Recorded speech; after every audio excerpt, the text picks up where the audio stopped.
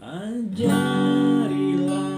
kami ini saling mengasihi.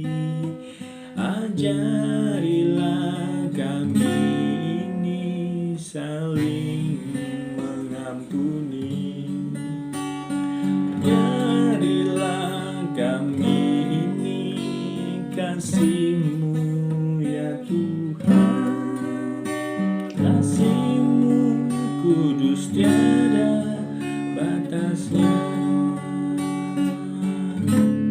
Shalom saudara-saudara seiman. Hari ini kita akan coba bahas tentang bagaimana Yesus memberkati orang umatnya yang selalu memuji-mujinya.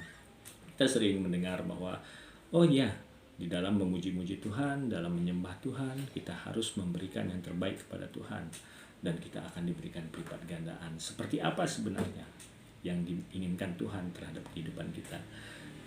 Kita harus balik lagi pada saat Yesus hidup di dunia, apa yang Dia lakukan terhadap umat-umatnya, apa yang Dia lakukan selama hidupnya, itu yang harus menjadi pedoman hidup kita.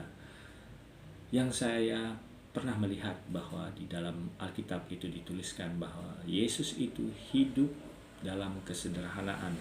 Yesus tidak hidup di dalam kelimpahan, Yesus tidak hidup di dalam harta yang berlimpah, tapi Dia selalu bersyukur, dan Dia selalu memberkati orang setiap kali Ia berjalan kemanapun Ia mau memberkati.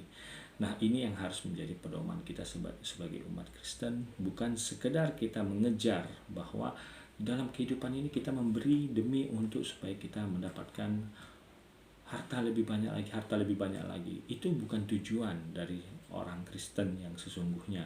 Orang Kristen yang sesungguhnya adalah melakukan segala perkara, mulai dari dia bangun tidur sampai dia kembali tidur malam hari. Itulah yang menjadi ibadah bagi kehidupannya.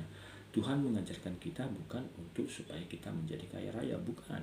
Tuhan memberitahu bahwa begitu kita memberikan segala hal yang baik bagi sesama maupun bagi pelayanan Yesus, itu adalah tujuannya untuk meraih damai sejahtera dan sukacita. Pelipat gandaan yang dimasukkan Tuhan di sana adalah pelipat gandaan sukacita dan damai sejahtera. Jadi saudara-saudaraku, mari kita kembali ke firman Tuhan yang sesungguhnya. Bukan lagi kita hanya melihat dari sisi, orang ini diberkati karena dia kaya raya. Tidak.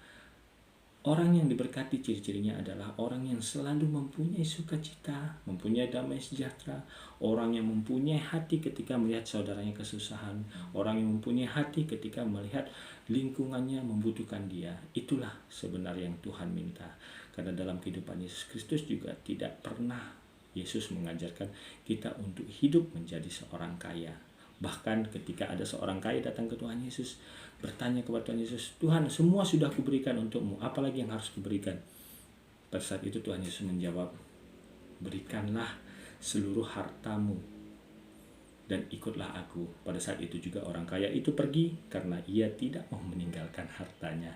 Jadi saudara-saudara, kita jangan terjebak oleh hukum-hukum dunia, oleh teori-teori kemakmuran yang diajarkan oleh dunia, karena Yesus tidak pernah mengajarkan itu. Terima kasih, semoga ini bisa memberkati. Tuhan memberkati kita semua. Amin. Ajarilah kami ini saling mengasihi. Ajarilah kami ini saling